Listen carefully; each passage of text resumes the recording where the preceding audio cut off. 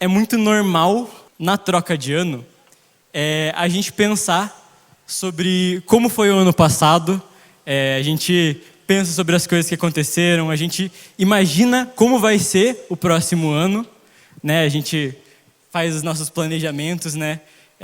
A gente pensa em quais metas a gente conseguiu alcançar no ano passado, a gente pensa em quais a gente deixou de atingir, a gente lembra de tudo que aconteceu, de coisas legais, de coisas boas, de coisas ruins, de coisas novas, etc. Você pega lá para ver a sua retrospectiva do Spotify, para você que ficou com 10 a 100 mil minutos no ano. Certeza que o pessoal que ficou com mais de 50 mil minutos é tudo ruído branco para dormir, tá ligado? Mas a gente também elabora as nossas metas para o próximo ano. A gente fica planejando assim para onde que a gente quer chegar, o que a gente quer que aconteça, né? A gente pensa no que deu boa no ano passado, no que não deu tão boa assim. A gente pensa no que deu ruim, no que deu certo. A gente pensa no que dá para melhorar. A gente pensa no que dá para ir melhor ainda. É normal a gente também preparar esse começo de ano para a gente já se preparando para as mudanças que vão acontecer, né? Então, geralmente no ano novo é quando as grandes mudanças acontecem, né? Então, quem é que está, sei lá, entrando no ensino médio? Pouquinha gente, né? Quem está entrando no terceirão? Que Deus abençoe vocês, que lhes dê força, lhes capacite, em nome de Jesus. Vai dar boa, vai dar boa, vai dar boa. Então, a gente sempre separa esse momento, essa troca de ano, também para a gente se preparar para as mudanças que vão acontecer e tudo mais. E sempre tem aquele cara que as metas dele para 2025 é terminar as que ele não conseguiu em 2024, que ele tinha planejado para 2023, mas na verdade era coisa que ele tinha pensado em 2022. Confesso que às vezes eu acabo reciclando a meta de anos anteriores, assim, mas faz parte. Mas, sabe, é muito comum essa troca de ciclo, a gente fazer algumas perguntas, a gente se questionar algumas coisas, sabe? Eu não sei como é o fim de ano para você, se você costuma ficar muito ansioso no fim de ano, se você costuma ficar muito animado no fim de ano, ou se para você é meio indiferente, mas com toda essa reflexão, com toda essa carga, é muito normal a gente se fazer algumas perguntas, né? Mesmo que o ano tenha sido bom, a gente olha para trás, a gente olha para as coisas que a gente fez no ano anterior e a gente se pergunta por que a gente fez elas. Sempre tem algumas coisas assim que a gente reserva para fazer essa pergunta: por que eu fiz isso mesmo? Ou às vezes a gente olha para o ano que vem e a gente se pergunta: onde que eu quero chegar? Com tudo isso que vai acontecer, com tudo isso que eu estou esperando, com todas essas mudanças que vão acontecer, onde que eu estou planejando, onde que eu estou mirando, o que eu quero atingir? Qual que é o meu objetivo? Onde que os nossos planos vão levar a gente? A gente fica se perguntando isso. A gente olha para nós mesmos, a gente se pergunta o quanto a gente mudou ao longo desse ano, né? Sempre tem aquelas trendzinhas no Instagram de poste uma foto sua no final do ano e uma foto sua no começo do ano. Quem faz isso? Cadê os blogueirinhos aí? Só a Laura. Mas tá. Enfim, a gente olha para nós mesmos, a gente vê como a gente mudou ou quão prontos a gente está para o próximo ano. A gente fica pesando com os impactos do ano passado, a gente fica se preparando para os desafios do próximo ano, a gente fica se perguntando onde é que a gente está nesse limbo, e no meio de todas essas perguntas, é por isso mesmo que eu vim falar hoje o que significa viver em Deus. É difícil de entender a relação entre uma ideia e outra agora, mas eu vou explicar mais pra frente, vai ficar mais fácil, tá? Mas quem tá com Bíblia aí, levanta a Bíblia. Pode ser celular também. Paia, né, gente? Vamos trazer a Bíblia para a igreja. Mas tá. Abre aí em Isaías 41, 9 e 10. Dá um tempinho aí para vocês acharem.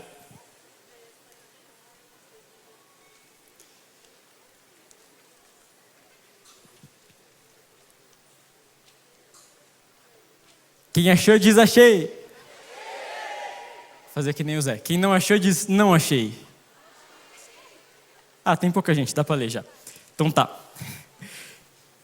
O texto diz assim: Eu os tirei dos confins da terra, de seus recantos mais distantes eu os chamei. Eu disse, você é meu servo, eu o escolhi e não o rejeitei. Por isso não tema, pois estou com você. Não tenha medo, pois sou o seu Deus. Eu o fortalecerei e ajudarei. Eu o segurarei com a minha mão direita vitoriosa. Sabe, esse texto é um dos meus favoritos. Deus já falou muitas vezes e muitas coisas através desses versículos aí. Mas, explicando um pouquinho o contexto, o que estava acontecendo aqui? Por que Deus estava falando isso para eles? Tá? Então, nessa época, o povo tinha pisado na bola, eles tinham feito coisas erradas, tinham feito um monte de coisas erradas, estavam ignorando todas as vezes que Deus tentava falar para eles que eles estavam fazendo coisa errada. Mas Isaías tinha acabado no capítulo anterior, antes do capítulo anterior, no capítulo 39, ele tinha acabado de falar para o rei Ezequias sobre a invasão babilônica que ia acontecer. Então, ele tinha avisado lá que os babilônios iam invadir Israel e que ia acabar com tudo. Nos capítulos 40 e 41, Deus está consolando o povo, dizendo que mesmo que eles tivessem mesmo culpa do que estava acontecendo, eles eram o povo de Deus e que todos aqueles que no meio do povo buscassem a Deus, iam encontrar nele força para passar pelo que estava esperando eles, para passar pelo que ia acontecer. Tá, mas o que isso tem a ver com viver em Deus? Ou melhor, o que significa viver em Deus? O que é isso? O que significa essa ideia genérica que eu coloquei aqui diante de vocês agora? Antes da gente entender o que significa viver em Deus, a gente precisa entender algumas coisinhas antes. Viver em Deus, quando uma coisa está na outra, toda ela está nessa coisa. Quando você coloca o seu lápis dentro do seu penal, o começo do lápis está dentro do penal e o final do lápis também está ali no penal. Quando você coloca um caderno numa mochila, o começo do caderno está na mochila e o final também está naquela mochila. Quando a gente está em Deus, o nosso princípio e o nosso fim está em Deus. O nosso objetivo e a nossa motivação, o que nos move e aonde a gente quer chegar, está em Deus. A gente vive por Deus e para Deus. Quando a gente vive por Deus, que é a primeira coisa que eu queria explicar para vocês hoje, ele fala aqui sobre... Eu tinha comentado sobre nos capítulos anteriores, quando fala de Ezequias e tudo mais. Deus vai falar através de Isaías questionamentos sobre a conduta do povo, sobre as motivações dos israelitas. Então, eles faziam coisas que nem sempre eram tão ruins assim. Eles faziam bastante coisa ruim também, mas o problema de tudo isso, o que estava acarretando tudo isso, dentro das coisas, é que os motivos deles estavam errados. As motivações deles estavam erradas. As motivações deles estavam nos lugares errados. Deus mostra que o que vinha movendo eles não estava em Deus, mas estava em outras coisas, outros ídolos. E por isso também eles acabaram caindo nesse pecado que acarretou a invasão dos babilônios. Eles tinham esquecido da própria identidade, de por quem que eles tinham sido chamados. Por isso Deus lembra eles, lá no versículo 9. Então você que não fechou a sua Bíblia, que está com ela aberta ainda, lê de novo o versículo 9 comigo. Eu os tirei dos confins da terra, de seus recantos mais distantes eu os chamei. Eu disse, você é meu servo, eu os escolhi e não o rejeitei. No versículo 9, é quando Deus lembra o povo da identidade deles. É quando Deus lembra que eles são chamados a viverem de acordo com essa identidade, de servos, de escolhidos. E também de por quem eles haviam sido chamados, por Deus. Então, tinham muitas coisas que eles faziam que não condiziam com essa identidade, de servos, de escolhidos, de chamados. E não sei se você tem essa dúvida, mas espero que não, mas você também compartilha dessa identidade que Deus está colocando para os israelitas nesse texto. Você é um servo de Deus, você é escolhido por Deus e você foi chamado por Deus. Então, isso que Deus vai falar aqui para os israelitas se aplica muito à nossa vida. Sabe, lendo esse texto, eu lembrei de uma parada engraçada. Quem aqui tem irmão? Quem aqui tem mais de um irmão? Tenso, né, rapaziada? Mas é uma benção, é uma benção. Mas o pessoal aí sabe que nas tarefas da casa tem tipo uma escalinha assim que vai se formando, né? Então tipo uma hora a vez de um, outra hora a vez do outro, às vezes tem que fazer os três ao mesmo, no meu caso os três, né? Eu tinha 2 irmãos de idade parecida e um mais velho que acabava entrando em outras tarefas, mas isso não vem ao caso agora. Mas enfim, tipo, sempre a hora do organizar as tarefas é uma parada complicada assim, né? Quem tem irmão sabe o que eu tô falando. E tipo, a minha mãe sempre tinha que explicar pra gente, quando a gente era bem pequeno, sobre a diferença entre fazer uma tarefa e se livrar de uma tarefa. Quando você faz uma tarefa, você faz o que precisa fazer, porque precisa fazer.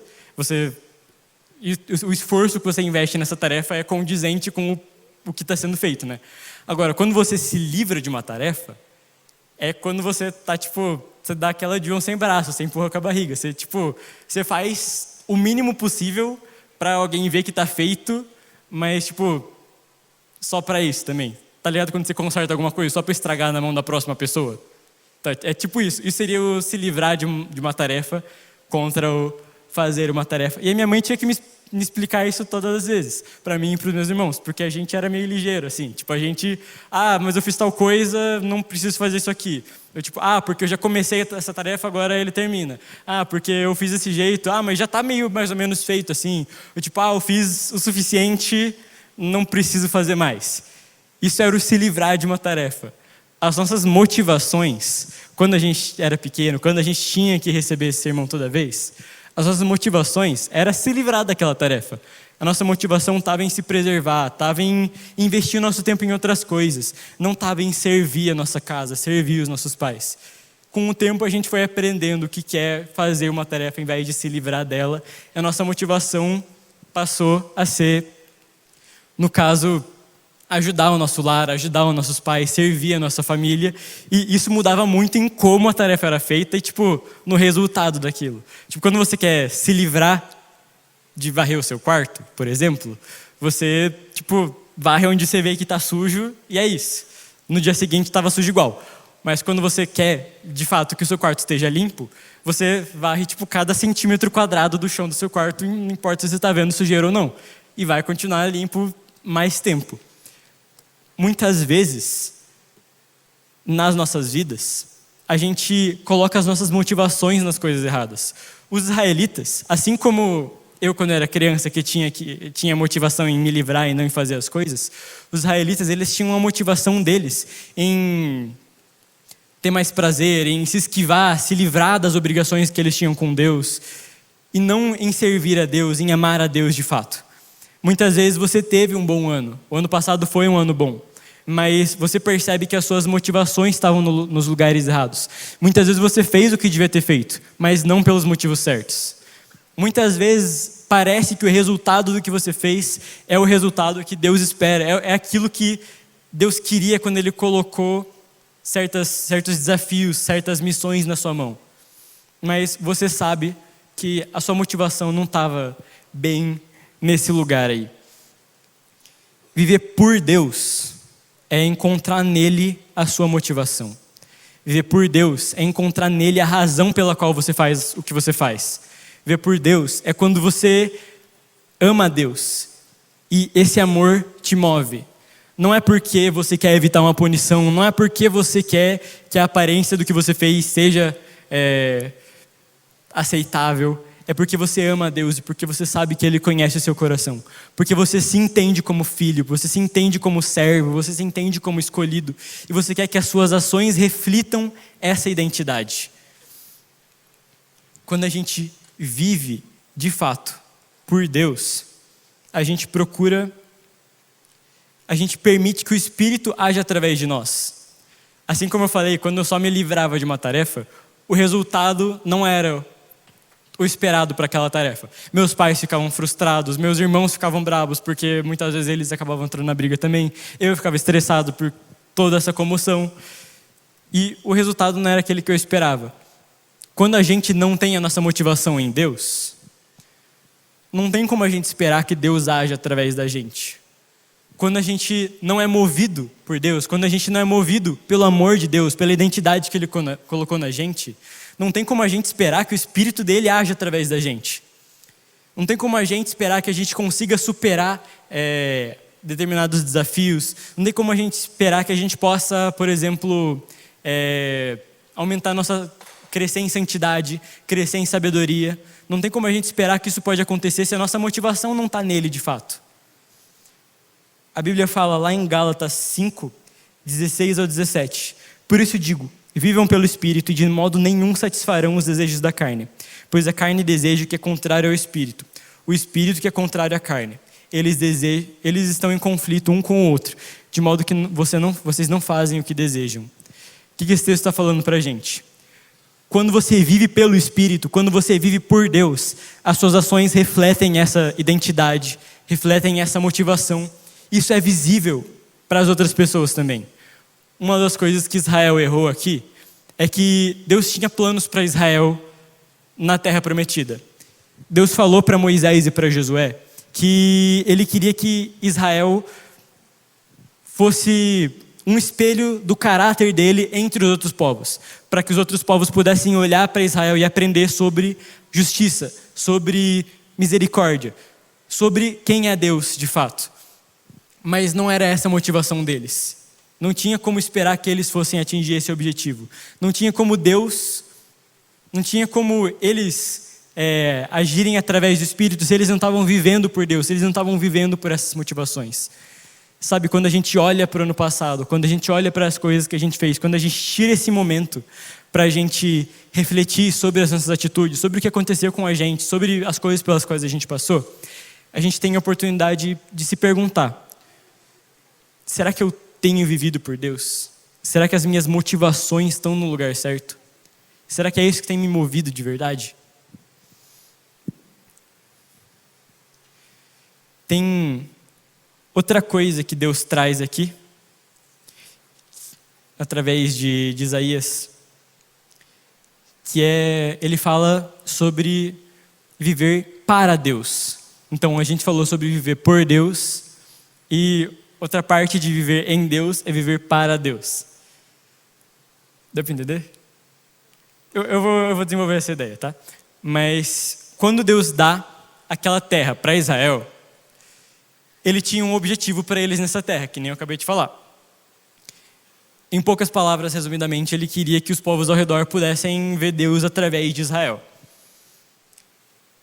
Deus fala para Moisés e fala para Josué lá no começo que Ele tinha grandes planos para Israel naquela terra, que a justiça, que o caráter dele ia ser visto, que eles iam representar Deus lá naquela região como povo escolhido.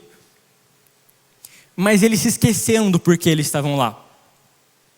O desejo deles de serem uma nação como as outras, de não ficarem abaixo das outras nações, o medo deles, muitas vezes, de ficarem para trás das outras nações ou de coisas assim, fez eles esquecerem desses propósitos que Deus tinha para eles.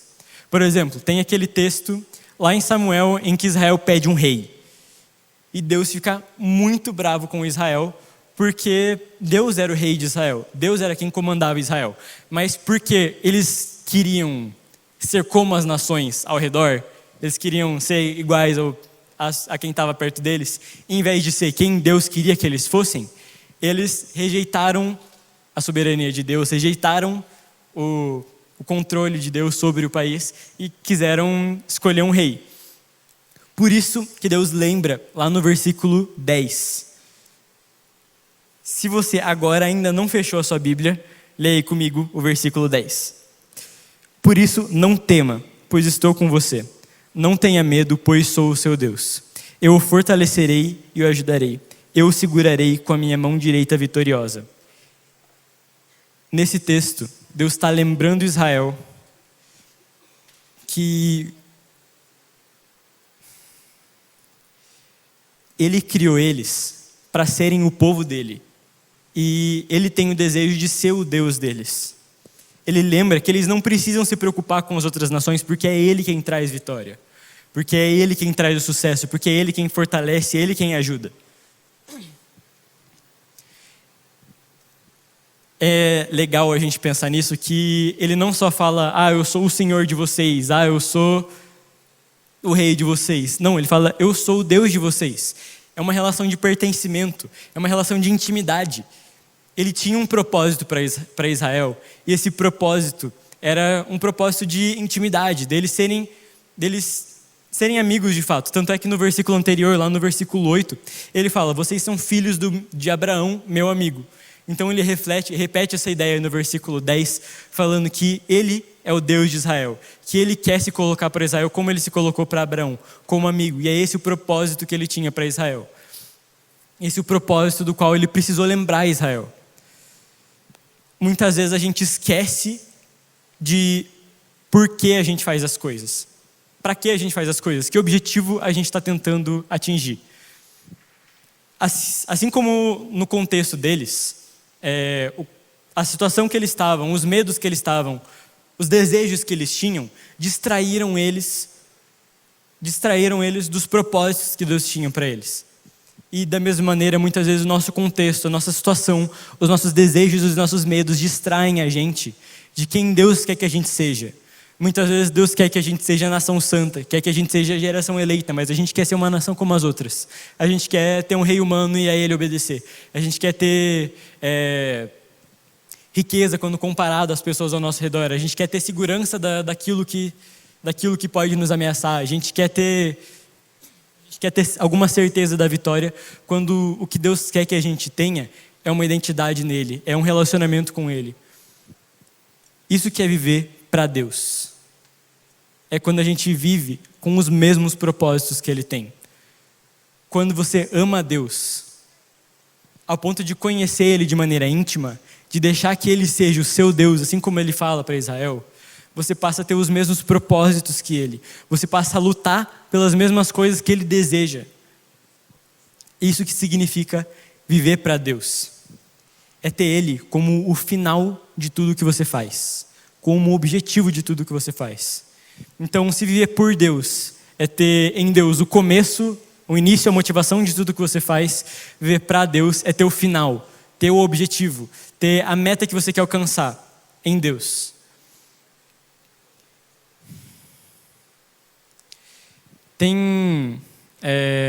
Eu não sei quantos aqui sabem, mas ano retrasado agora, eu fiz parte de um projeto missionário que era o Telos.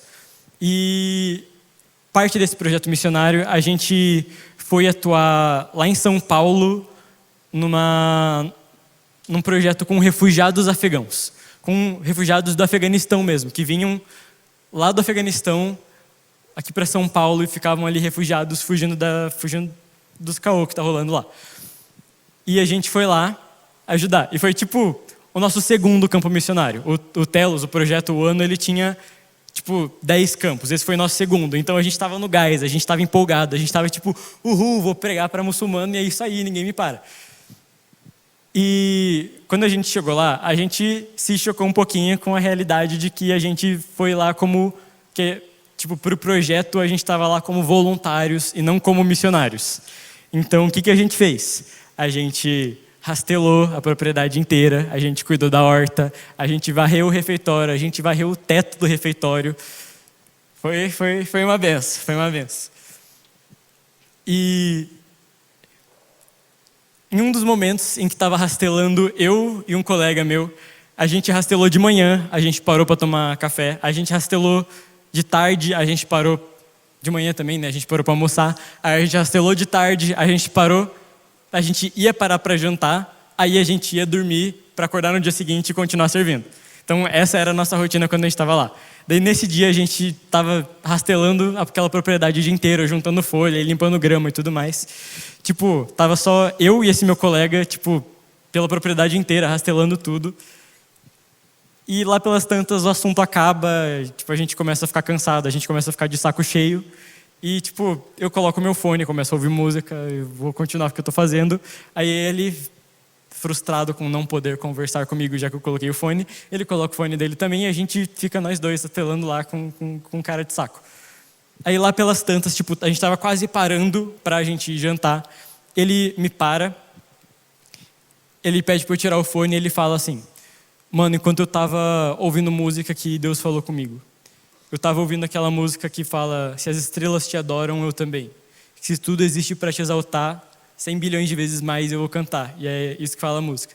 Ele olhou para mim e falou: cara, se as estrelas podem adorar a Deus brilhando, se a natureza adora a Deus como a natureza é, por que a gente não pode adorar a Deus fazendo isso que a gente está fazendo agora? Por que a gente não pode ter o nosso propósito, a glória de Deus, aqui onde a gente está agora? Por que a gente está reclamando disso? Por que a gente está com cara de saco? Vamos fazer para Deus. E aquilo me constrangeu muito, me constrangeu de verdade. A gente olhou um para o outro, a gente tirou o fone, né? A gente começou a cantar, a gente começou a juntar folha como a gente nunca tinha juntado folha na nossa vida. O cara que estava responsável pelo nosso voluntariado teve que mandar a gente parar, inclusive, de tão que a gente estava. E tipo, cara, a gente começou a fazer tudo naquele lugar com esse ânimo, com essa motivação, com esse propósito de adorar a Deus através do que a gente estava fazendo. E tipo, com o tempo, os afegãos lá começaram a perguntar, tipo, pô, por que vocês estão fazendo o que vocês estão fazendo? Quanto vocês estão recebendo? Por algum motivo eles achavam que a gente ganhava muito dinheiro para estar lá. Então a gente tinha que explicar, então, paguei para estar aqui. Mas o propósito passou a ser atingido quando a gente começou a colocar o nosso propósito, quando a gente começou a colocar nosso objetivo no lugar certo. Tipo, quando a gente tinha o propósito certo, esse propósito foi atingido. Isso me lembra muito do texto de 1 Coríntios 10, 31. Assim, quer vocês comam, bebam ou façam qualquer outra coisa, façam tudo para a glória de Deus. Ou também em Romanos 12, 1. Portanto, irmãos, rogo-lhes pelas misericórdias de Deus, que se ofereçam em sacrifício vivo, santo e agradável a Deus. Esse é o culto racional de vocês. Quando a gente olha para o nosso ano, para o ano que está vindo, quando a gente olha para as coisas que estão esperando a gente começa a traçar 1000 planos, a gente começa a traçar 1000 objetivos, 1000 propósitos, a gente começa a deixar que os nossos desejos, que os nossos medos guiem o que a gente quer, o que a gente deseja, o que a gente planeja, quando na verdade a gente tem que lembrar que a gente vive para Deus, que quer a gente coma, quer a gente beba, a gente faz qualquer outra coisa para Deus. A gente vive para Deus. Isso que significa a gente ser um sacrifício vivo. Esse que é o culto racional. A gente fazer tudo para Deus. A gente fazer com consciência de que a gente vive por Ele. Que a gente vive para Ele. Que quem recebe pela nossa adoração, que quem recebe a glória pelo que a gente faz em adoração é Deus. E é essa verdade que Deus está reforçando aqui também nesse texto. E é com esse pensamento que eu gostaria de entrar nesse próximo ano. Eu não quero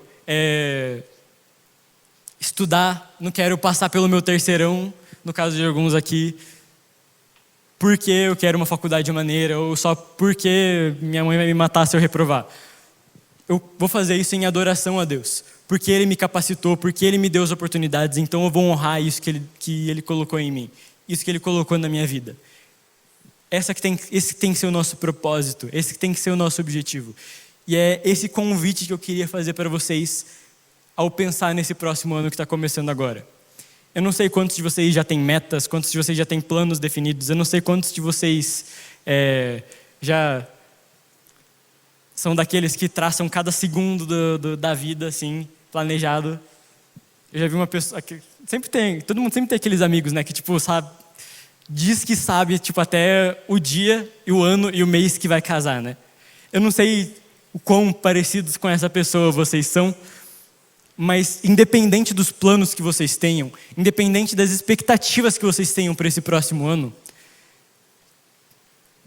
busquem ter propósitos como os de Deus. Façam esses propósitos, façam esses objetivos, esses planos, pensando nessa identidade que Deus deu para vocês. Ele é o seu Deus. Independente do que você faça, independente do quão grande seja os seus desafios, é Ele quem te dá a vitória. É Ele quem te sustenta, é Ele quem te prepara, é Ele quem te envia e é Ele quem te recebe. Então você não precisa ficar com medo do próximo ano, você não precisa ficar com medo do que vai acontecer. Confia nele, procura os propósitos que Ele tem para você. Isso é que é viver para Deus.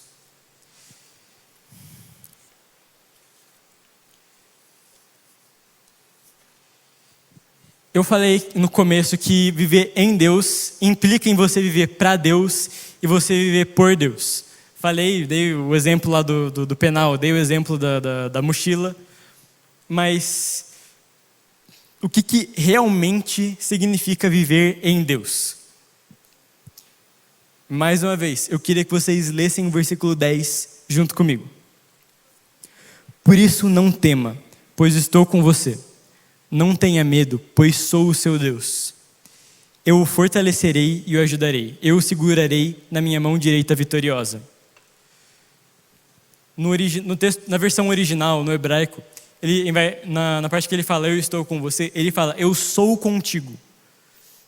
Essa ideia que Deus está querendo denotar aqui é que uma vez que você se reconhece Ele como seu Deus, Ele está com você em todos os momentos da sua vida.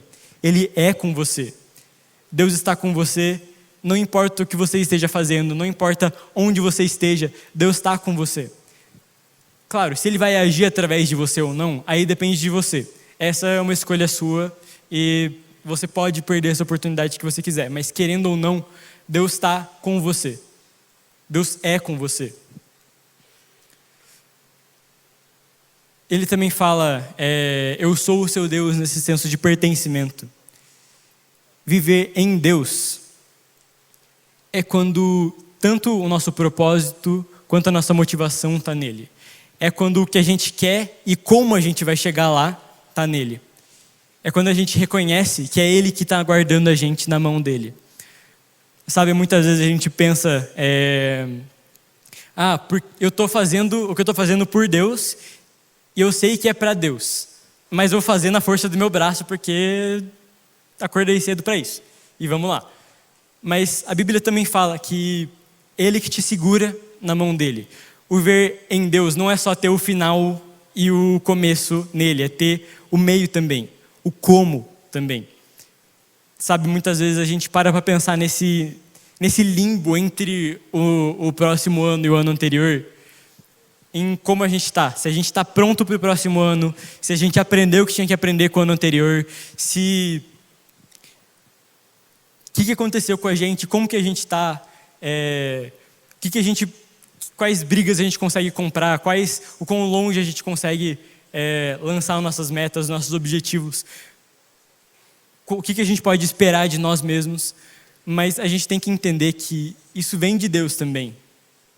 Quando Ele fala que Ele nos segura na mão dEle, quando Ele fala que Ele está com a gente em todos os momentos, Ele está falando que não importa o quão grande seja o desafio, não importa o quão grande seja o gigante que você tem que derrubar, Ele vai estar ali junto com você. Ele vai te dar força, Ele é que vai te ajudar. Você não precisa ser perfeito, você não precisa se transformar em quem Deus quer que você seja. Você precisa estar na mão dEle, deixar que Ele te transforme. Você precisa se submeter à mão dEle, se submeter ao agir dEle na sua vida. Você tem que deixar Ele sondar o seu coração, deixar Ele te quebrantar quando necessário. Deixar Ele te encher, deixar Ele te transformar, deixar Ele te usar quando você estiver pronto. O que você precisa fazer é viver nele, ter o seu propósito, ter o seu final e confiar que o como, o meio, o ínterim está na mão dele também. Isso é que é viver em Deus. Você passa a entender que a sua identidade, que o seu propósito, que a sua motivação, que os meios que você tem para atingir os objetivos que Deus colocou na sua vida, que quem você pode se tornar, ou quem você já deixou de ser, tudo isso depende de Deus, tudo isso está em Deus. É Ele que vai fazer você aprender com o seu passado, é Ele que vai fazer você viver o seu futuro e aguardar pelo seu futuro da maneira correta. Sabe, essa é uma palavra que me custou muito a entender, nessa situação que eu falei do Telos, desse projeto missionário que eu vivi em 2023, eu tenho que confessar para vocês que no começo eu não queria ir. Eu tinha passado numa faculdade federal e não foi fácil, eu tive que lutar bastante no meu terceirão. Eu tinha uma namorada, eu ganhava dinheiro, então tipo a minha vida estava bem encaixada ali, estava bem acomodada. E daí Deus, chamado missionário. Eu quero que você saia da sua casa, eu quero que você saia da sua faculdade, eu quero que você saia da cidade que te forneceu tantas coisas e você vai viver vivendo de mim por algum tempo. E eu fiquei tipo, Deus, é sério isso? Quando eu entendi a missão que Deus estava colocando diante de mim, eu tive muito medo e de muitas coisas diferentes. Eu tenho que confessar para vocês que eu sou uma pessoa meio ansiosa. Quem aqui se identifica com isso? Então, vocês sabem muito bem como é que acontece. Então, tipo, muitos comos, porquês e quandos começaram a encher a minha mente. Eu comecei a ter pavor daquele chamado, daquela oportunidade que Deus estava colocando na minha frente. Até que isso aconteceu num culto no Missionário de 2022. E Deus estava falando comigo ali e eu parei para olhar qual era o texto da pregação que estava sendo pregada naquele culto. E foi o texto de Jeremias 17, 7 a 8. Mas bendito é o homem cuja confiança está no Senhor, cuja confiança nele está. Ele será uma árvore plantada junto às águas e que estende suas raízes para o ribeiro. Ela não temerá quando chegar o calor, porque as suas folhas sempre estarão verdes. Não ficará ansiosa no ano da seca, nem deixará de dar fruto. Deus me confortou com essa palavra, Deus me confortou com essa mensagem dizendo: enquanto você estiver em mim, enquanto os seus propósitos estiverem em mim, enquanto as suas motivações estiverem em mim, enquanto o que te move e o que você deseja alcançar estiver em mim, eu vou te mover, eu vou te proteger, eu vou cuidar de você, eu vou fazer você dar fruto, se for o caso. Não depende de você dar fruto, eu vou fazer isso através de você. Só permaneça em mim, lance suas raízes em mim, confie em mim. E era isso que Deus estava me dizendo. E naquela hora, essa palavra encheu meu coração de uma paz que eu não conseguia entender. Foi uma situação bem turbulenta em que cada passo que eu dava, eu tinha que ficar recitando essa verdade para mim mesmo, enquanto Deus ia afastando as dúvidas de mim, até que 3 dias depois eu estava inscrito nesse projeto missionário que eu falei, e eu não teria ido, não teria vivido tudo que eu vivi, eu não teria visto tudo que eu vi, não teria deixado Deus me apresentar essas novas faces que eu vi dele, se eu não tivesse me permitido viver nele, esperar dele o meu resultado, esperar dele a minha motivação, esperar dele o cuidado sobre mim.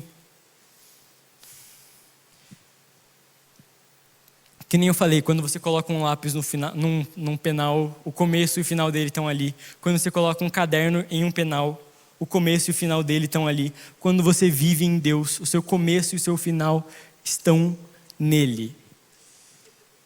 Eu queria te convidar a ficar em pé, para o pessoal da banda entender que está acabando. Então, você pode ficar de pé aí no seu lugar. O seu propósito e o seu destino tem que estar em Deus. Quando você vive em Deus, o começo e o final estão nele. O seu impulso e seu objetivo estão em Deus. É Ele que te envia, é Ele que te sustenta e é Ele que te recebe. Ele quem te usa e é Ele quem te reabastece. Ele te criou, Ele te redimiu e Ele espera por você na consumação, quando tudo vai atingir o objetivo que Ele tem. Sabe, se converter, entregar a sua vida para Deus, não é só dizer que agora você é praticante do cristianismo. Não é só dizer, eu não bebo porque eu sou crente. Não é nem colocar um versículo bíblico na sua bio. Quando você entrega a sua vida para Deus, você declara que a sua vida está nele. Isso significa entregar a sua vida para Jesus. É viver nele. É declarar o seu desejo, declarar o seu compromisso em viver nele. E não me entenda mal, eu não estou falando que porque você não é 100% santo todos os dias, você não se converteu de verdade. Eu não estou falando que porque às vezes você se desvia do propósito ou do objetivo, você não é crente de verdade. Não é porque você não foi ser um missionário em tempo integral no Uzbequistão é que você não é crente de verdade. Não é porque você luta contra o pecado que você não é crente de verdade. Afinal, o próprio Paulo ele escreveu que tinha que lutar contra a própria carne diariamente. Mas muitas vezes, essa e outras lutas tiram a nossa atenção dessas verdades. Distraem a gente de que Deus nos chama para viver por Ele, para Ele e nele. Como eu falei no começo, é normal nessa troca de ano a gente lembrar como foi o ano passado, imaginar como vai ser o próximo e parar para perceber como que a gente está no meio de tudo isso. Frequentemente, olhando para o ano passado, você pode chegar à conclusão que você não tem vivido por Deus. A gente olha para o ano que vem e às vezes a gente tem medo de viver para Deus. A gente tem medo de não conseguir viver para Deus. A gente olha para nós mesmos nesse meio e a gente se pergunta se de fato a gente consegue, se a gente consegue fazer isso. Se eu já não consegui no ano passado, por que eu vou conseguir no ano que vem? Se eu não tenho vivido por Deus, como que eu vou conseguir viver para Deus? E ainda mais em Deus. A gente olha para nós mesmos e essas lutas, essas ansiedades, esses medos, esses desejos roubam a nossa atenção do propósito e da identidade que Deus tem para a gente de fato. Roubam a nossa atenção de que nós somos filhos, que nós somos servos, que nós somos escolhidos, que nós somos chamados.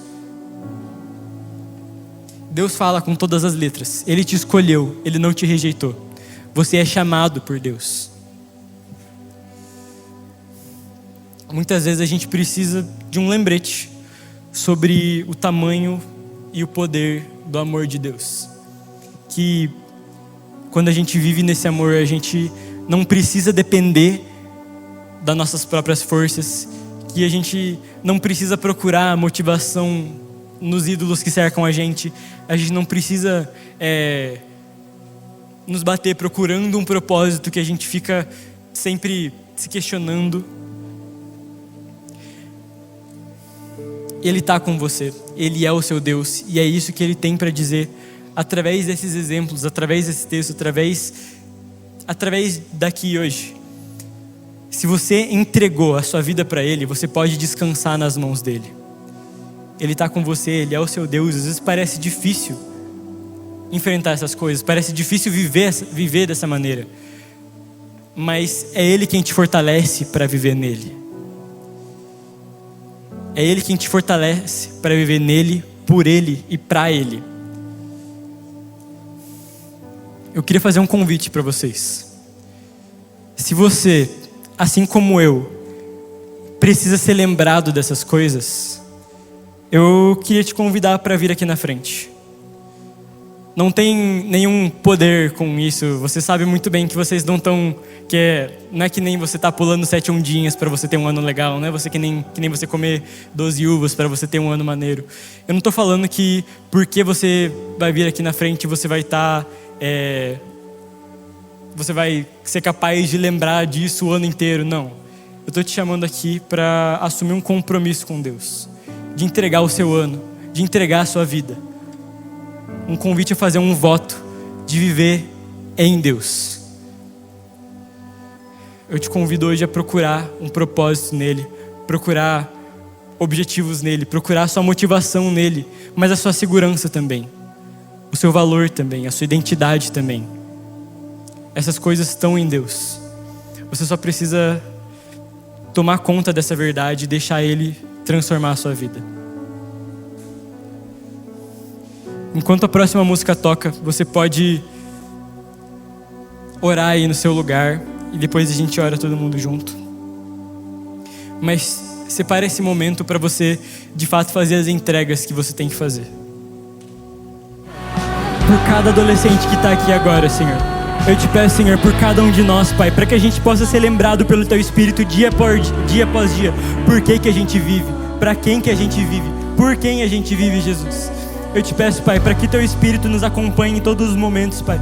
Para que a gente possa nos ver, Pai, na Sua mão direita vitoriosa, Senhor. Para que a gente possa ver que por mais que muitas vezes as coisas não corram como a gente planeja, Senhor, o Senhor está no controle de tudo, Senhor. Eu te peço, Pai, para que muitas vezes, mesmo quando a gente duvidar da nossa identidade, quando a gente se esquecer de quem a gente é, Jesus, a gente procurar conforto, a gente acabar procurando em outras coisas, Pai, em outras coisas, para que a gente possa encontrar esse conforto em Ti, para que a gente possa encontrar esse significado em Ti, Jesus.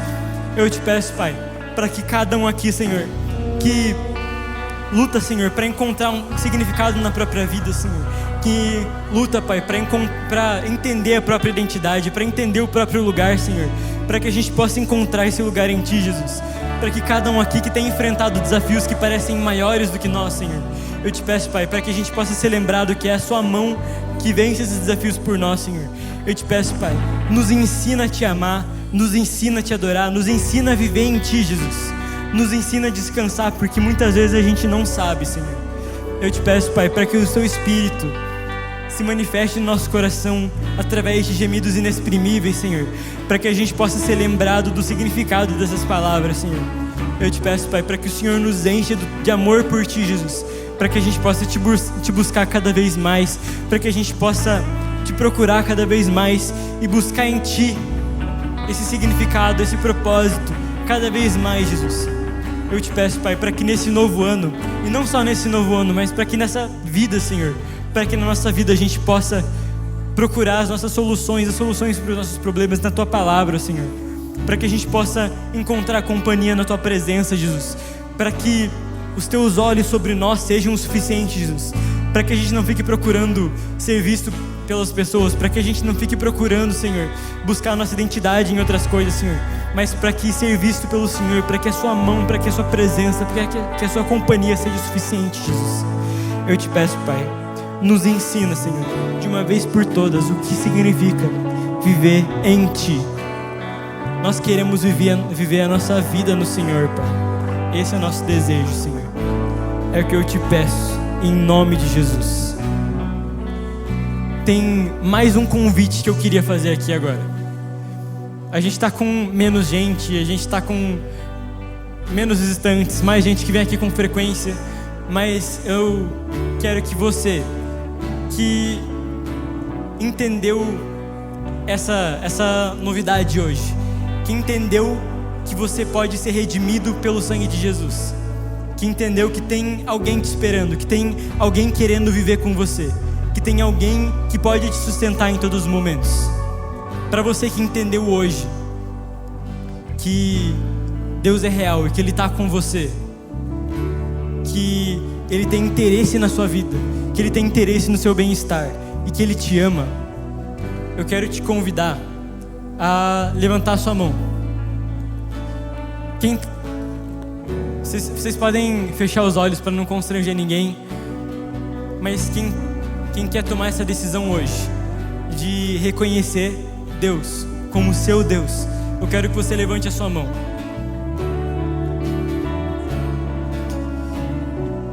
Aqueles que levantaram a sua mão, aqueles que querem assumir esse compromisso aqui hoje, você pode repetir essa oração comigo. Não tem nenhum poder, não tem nada de especial. Essa oração não vai fazer de você uma pessoa diferente, mas esse compromisso que você vai assumir pode sim mudar muito os seus caminhos e pode colocar um sentido novo, um significado novo na sua vida. Então eu quero te convidar a fazer essa oração comigo. Senhor Jesus, eu reconheço que sou pecador. Eu reconheço que eu não sou digno da Tua presença. Eu reconheço que eu preciso da Sua ajuda e que eu preciso da Sua redenção. Eu me arrependo dos meus pecados.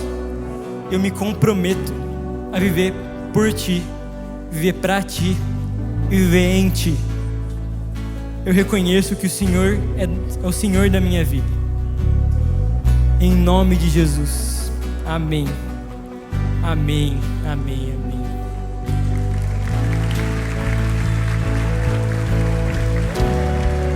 se você fez essa oração, você pode escanear esse QR Code aqui.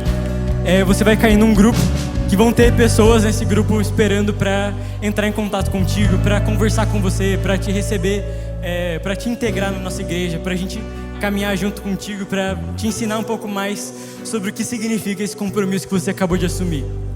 Então, entre nesse QR Code e